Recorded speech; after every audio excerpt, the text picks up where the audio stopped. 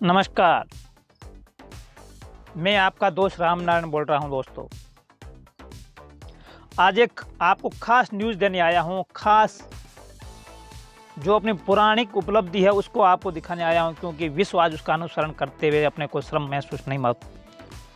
को महसूस नहीं करते। वो लोग बखूबी निभा रहे हैं।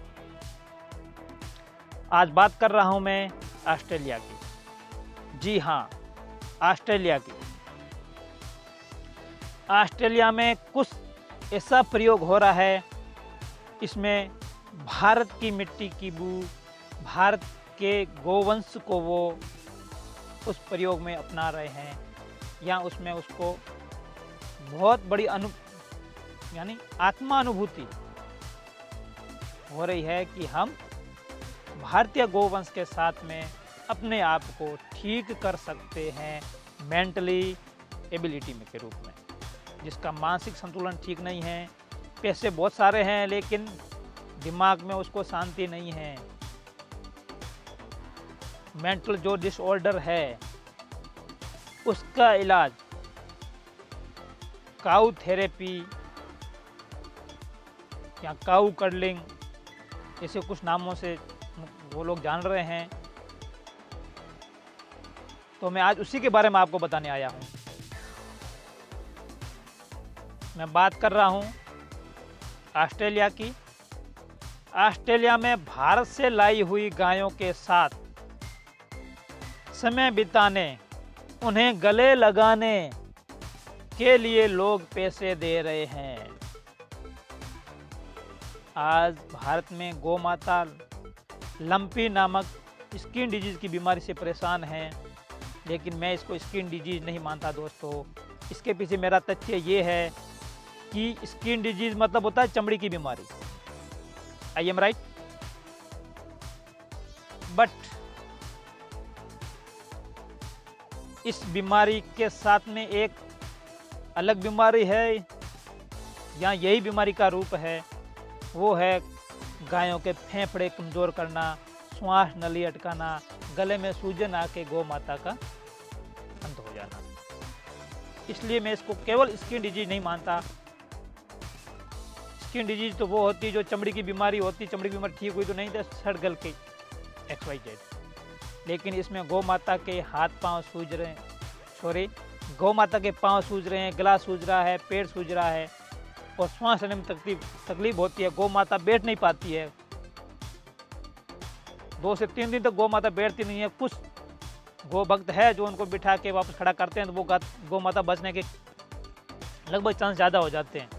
लेकिन कुछ गौ भक्त है जो ये सेवा नहीं कर पा रहे हैं, वो गौ माता आखिर में स्वर्गवास उनका हो ही जाता है।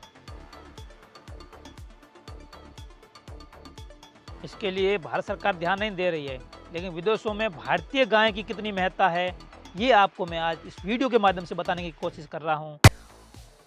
इस वीडियो के अंत तक जरूर बने रहिए दोस्तों, क्योंकि इसमें बहुत अच्छी बातें आपको अब सुनने को मिलेगी कि हमारी गौ माता भारतीय नस्ल की गौ माता, और हम इतने कहते तो अपने आप को समझदार हैं, इंटेलिजेंट हैं, बुद्धिजीवी हैं, XYZ, लेकिन हम जर्सी गायों को भारत में ला रहे हैं।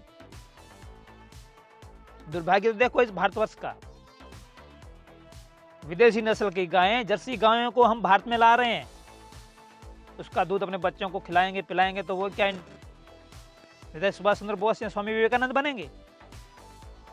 इसके ऊपर सचिन लगना स्वाभाविक है। लेकिन विदेश या विदेशी लोग इस बात को समझ चुके हैं कि भारतीय नस्ल की जो गौ है या गोवंश है वो एकदम प्योर है, क्योंकि जो जर्सी लाते हैं वो हाइब्रिड है। मैं किसान का बेटा हूं तो मुझे ये पता है कि हाइब्रिड बीज कितने दिन तक सुरक्षित रहता है। हाइब्रिड बाजरा हम खेत में बोते हैं तो वो 2 से 3 महीने में उसमें फफूंद लग जाते हैं, लेकिन देसी जो बाजरी है वो 4 या 8 साल तक भी रहेगी तो उसमें फफूंद नाम की कोई चीज़ नहीं होगी। ये हम प्रैक्टिकल करते हैं, मुझे पता है। और शायद जो भी मेरा ज़्यादातर वीडियो देखते हैं वो शायद उनका बैकग्राउंड शायद खेती से जुड़ा हुआ हो तो उनको भी पता है। लेकिन हम लोग देसी अपनाने में अपने को शर्म महसूस होती है ना। हम तो पिज़्ज़ा खाएंगे, बर्गर खाएंगे, जिससे कैंसर की मात्रा हमारे शरीर में आ जाए और हम वापस विदेशों के गुलाम हो जाएं, क्योंकि इलाज करवाना है, इलाज करवाने के लिए पैसे चाहिए। जो पैसे देंगे वो विदेशों में जाएंगे, भारत कंगाल होगा। ये स्पष्ट बात। तो मैं ज़्यादा समय नहीं लेते अपने मूल टॉपिक पे आ रहा हूँ। दोस्तों ये वीडियो अंत तक जरूर देखें, ये मेरा आपके हिम्बल रिक्वेस्ट है, प्लीज। बात कर रहा हूँ मैं काउ थेरेपी की, इंग्लिश में काउ कडलिंग भी बोलते हैं लोग इसको।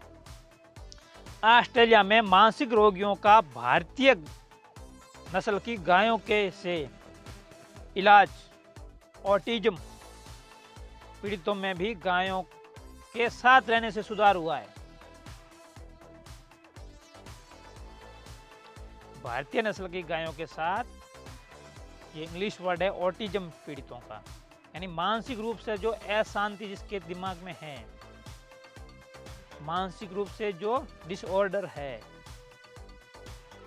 उनका सुधार भारतीय नस्ल की गौ माता के साथ में, गोवंश के साथ में रहने से 100% सुधार हो रहा है। ये मैं नहीं कहता दोस्तों, ये ऑस्ट्रेलिया का एक न्यूज़पेपर था, उसमें भी था। क्योंकि मैं ज़्यादा इंग्लिश का जानकार नहीं था, मैंने उसका हिंदी अनुवाद करके देखा, क्योंकि उसमें गौ माता का फोटो था। और उसके कुछ दिनों बाद हमारे यहाँ की हिंदी न्यूज़पेपर दैनिक भास्कर के 38/8/2022 के संस्करण में, दोस्तों मैं इसके हार्ड कॉपी नहीं पढ़ पा रहा था, इसलिए मैंने इसकी सॉफ्ट कॉपी देखी थी। सॉफ्ट कॉपी में J3 पेज पर अगर आपको वीडियो के बारे में कुछ भी संशय है तो आप दैनिक भास्कर का संस्करण, बाड़मेर भास्कर 30/8/2022 का संस्करण, उसमें J3 पेज पर इसके बारे में विशेष लेख छपा है, जिसको भास्कर खास के नाम से भी जाना जाता है, क्योंकि उसमें भास्कर खास में हमेशा कुछ ऐसी चीज़ें आती उसमें है। तो बात है ब्रिस्बेन, ऑस्ट्रेलिया के एक शहर है। भारतीय गायों के जरिए ऑस्ट्रेलिया में मानसिक तौर पर बीमार लोगों का इलाज किया जाता है। मानसिक तौर पर बीमार लोगों का गौ माता के मार्फत इलाज किया जाता है। यहाँ नॉर्थ क्वींसलैंड में काउ कडलिंग के केंद्र बनाए गए हैं। काउ कडलिंग या गो थेरेपी के लिए गायों को रख रहे हैं। वहाँ लोग गायों का गोबर, गोमूत्र ये डालने के लिए भी पैसे दे के वो डालने की अपनी शारीरिक क्रियाओं को शामिल करने की चेष्टा कर रहे हैं। वो लोग पैसे दे रहे हैं और हम यहाँ पे गौ माता पालने में श्रम कर रहे हैं और देसी गौ नस्ल को ला रहे हैं भारत में। बड़ी एक विडंबना है। तो नॉर्थ क्वींसलैंड में काउ कडलिंग के कई क्षेत्र केंद्र बने हुए हैं, जहाँ मानसिक शांति के लिए लोग गायों को अपने गले लगाने पहुंच रहे हैं। गायों के साथ समय बिताकर सुकून पा रहे हैं, उन्हें गला लगा रहे हैं, उनकी सेवा कर रहे हैं। उनके लिए बाकायदा फीस भी ली जा रही है। ये मैं नहीं कहता, दैनिक भास्कर अखबार कहता है कि ऑस्ट्रेलिया के ब्रिस्बेन में, क्वींसलैंड शहर में काउ कडलिंग के केंद्र बने हुए हैं और वहां पे गाय की सेवा करने के बदले फीस ली जाती है।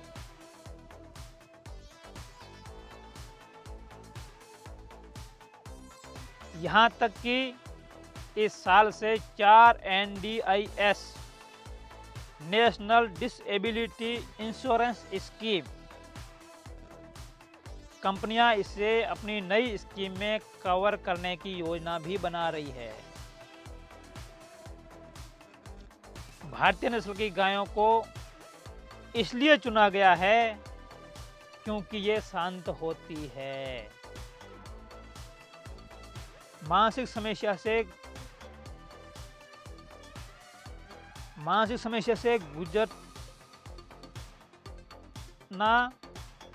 गुजर रही डोना एल्टिश ये वहाँ की एक वर्कर है, उनका नाम है, वो मानसिक समस्या से गुजर रही है। डोना एस्टिल काऊ कर्डिंग फार्म पर गायों की सेवा करती है। पैसों की उसके पास कोई कमी नहीं है, लेकिन मानसिक डिसऑर्डर है या मानसिक बीमारी है, इसलिए वो वहाँ काऊ कर्डिंग केंद्र में गौ माता की सेवा कर रही है। मानसिक तौर पर बीमार होते हुए भी यहाँ उन्हें नौकरी मिल गई। वे पर्सनालिटी डिसऑर्डर, घबराहट, डिप्रेशन से पीड़ित है। धीरे धीरे वे ठीक हो रही है। वे बताती है, इन भारतीय गायों ने मेरी जान बचाई। ऑस्ट्रेलिया की एक मानसिक बीमार महिला ये कह रही है कि भारतीय नस्ल की गायों ने मेरी जान बचाई। ये अपने आप में एक बहुत बड़ा अचीवमेंट है दोस्तों।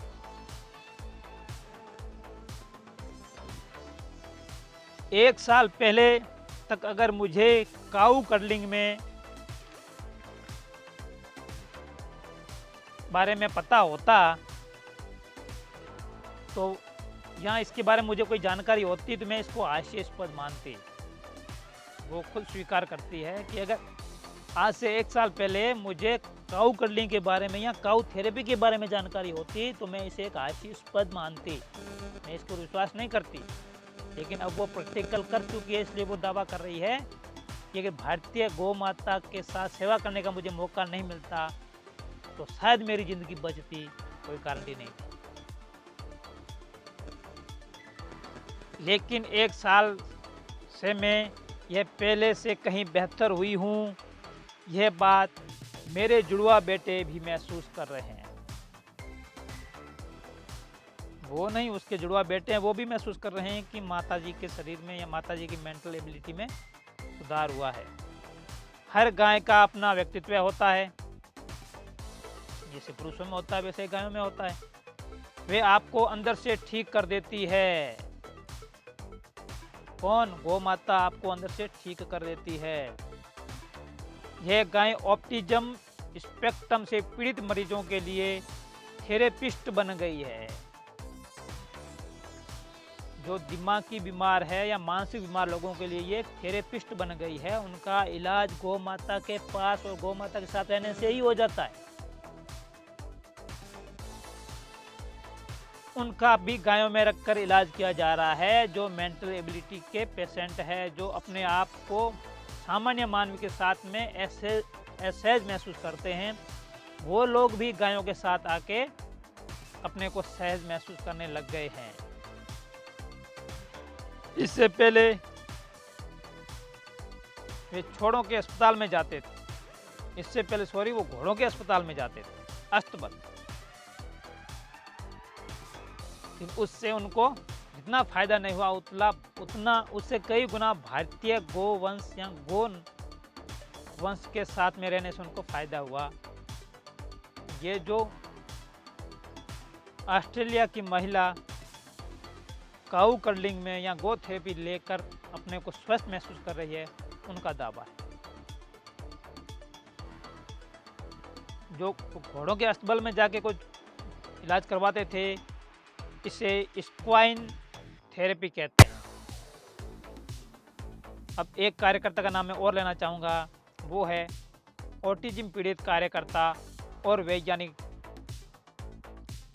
टेम्पल ग्रेमिन। कहते हैं इस बीमारी से पीड़ित व्यक्ति दूसरे इंसानों से सहज नहीं हो पाता। ऐसे में ये जानवरों के साथ काफ़ी सहजता महसूस करते हैं। धीरे धीरे वे इंसानों के साथ ही सहजता महसूस करने लग जाते हैं, क्योंकि भारतीय गोवंश का जो व्यवहार होता है वो मानवता से मिलता जुलता होता है। इसलिए वो ये दावा कर रहे हैं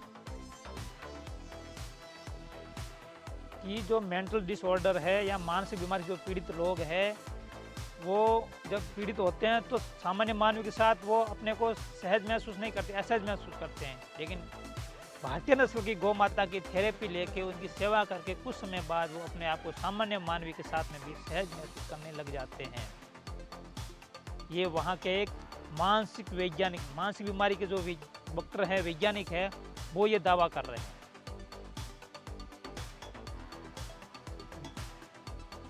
ऑस्ट्रेलिया में अब इक्वेन थेरेपी के विकल्प के तौर पर काउ थेरेपी लोकप्रिय हो रही है। पहले लोग अस्तबलों में या घोड़ों के अस्पताल में भी जो मानसिक बीमार लोग थे उनको रख के उनका इलाज करते थे, लेकिन अब उसकी जगह ले ली है काउ थेरेपी ने। काउ कर्लिंग केंद्र जितने भी है, उन्होंने अस्तबल के जितने भी पेशेंट थे या उसके ग्राहक थे उनको अपनी तरफ मोड़ लिया है, और ये अपने आप में एक अद्भुत चमत्कार भी है। ब्रिस्बेन में रहने वाला 10 साल का पैट्रिक ऑटिज्म से पीड़ित था। 10 साल का बच्चा मानसिक बीमारी से पीड़ित था। यह वहां गया, गायों के साथ में मजे से खेलता है। फार्म की शुरुआत करने वाले 84 साल के लॉरेंस पॉक्स कहते हैं,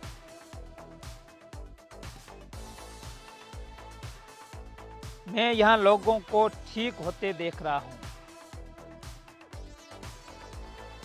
यहाँ कई तरह की मानसिक बीमारियों से लोग आ रहे हैं। वो आक्रामक होते हैं। मानसिक बीमारी से जो भी लोग पीड़ित होते हैं वो आक्रामक, गुस्सैले होना उनका स्वाभाविक, उनका ये लक्षण भी है। कभी आप पर हमला कर सकते हैं।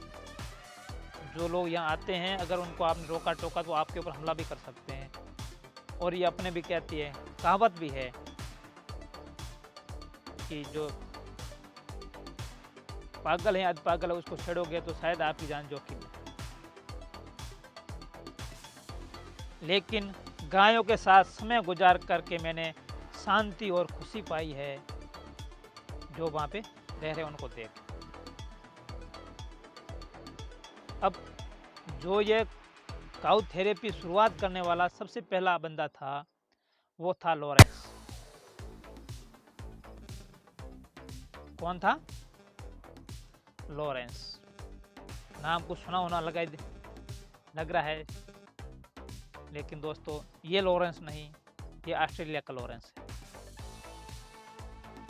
वो कहते हैं, पढ़ाई करते हुए मुझे आइडिया आया, क्रिप्टो करेंसी मैंने गायें खरीदी। लॉरेंस पॉक्स ने ये सारी गायें क्रिप्टो करेंसी के जरिए खरीदी थी। ये लॉरेंस पॉक्स जिसकी काउ कर्लिंग का फार्म है, अब तो बहुत सारे फार्म हो गए, वो खुद बात को स्वीकार करो कह भी रहे हैं। लेकिन जब मैंने शुरुआत में गायें खरीदी तो क्रिप्टो करेंसी के जरिए भारतीय गायों को मैंने खरीदा। जब वे सेंट्रल क्वींसलैंड यूनिवर्सिटी से MBA कर रहे थे, तभी उन्हें काउ थेरेपी के बिजनेस का आइडिया आया था। और MBA जो करते हैं तो उनका दिमाग बिजनेस के रूप में ही काम करता है, उनको हर जगह बिजनेस दिखाई देता है।